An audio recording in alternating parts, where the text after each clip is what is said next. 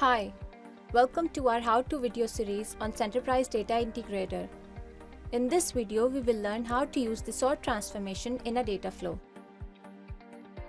The sort transformation is a record set transformation that sorts data coming from a source dataset.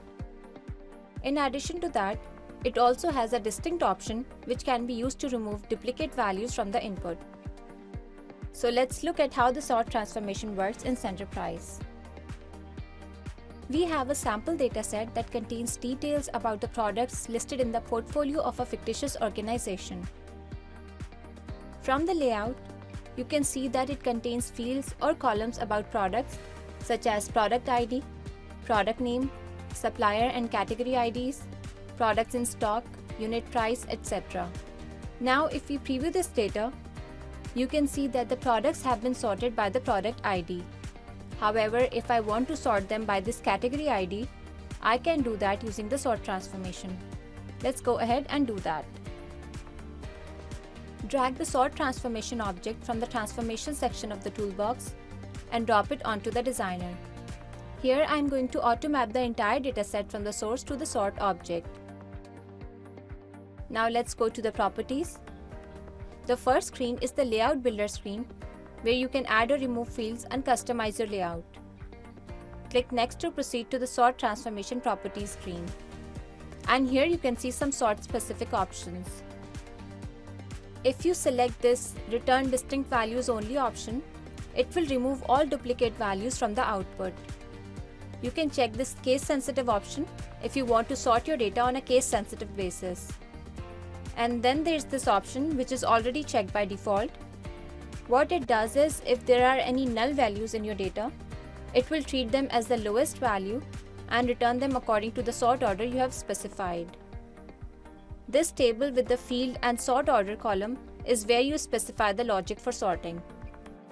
In this field column, you have to specify the field by which you want to sort your data. Click this drop-down list and you can see all the fields you have mapped to the sort object listed here. I want to sort my data by category ID, so I am going to choose the category ID field from the list. Now click on the sort order drop-down list. Choose ascending if you want to sort in an increasing order, or descending if you want to sort your data in a descending order. In this example, I want to sort my data by an increasing order of category ID, so I'll set the sort order as ascending and click OK. Now let's go ahead and preview the output. And here you can see that our source data has been sorted in the ascending order of category IDs. You can also perform a multi-level sort in Centerprise. Suppose we want to sort not only by this category ID, but also in an increasing order of unit prices. So for that, let's go back to the sort properties. And here we are going to select the second sorting field, which will be the unit price field in this case. Now specify the sort order. Let's set it as ascending in this example and click OK. Let's go ahead and preview the output.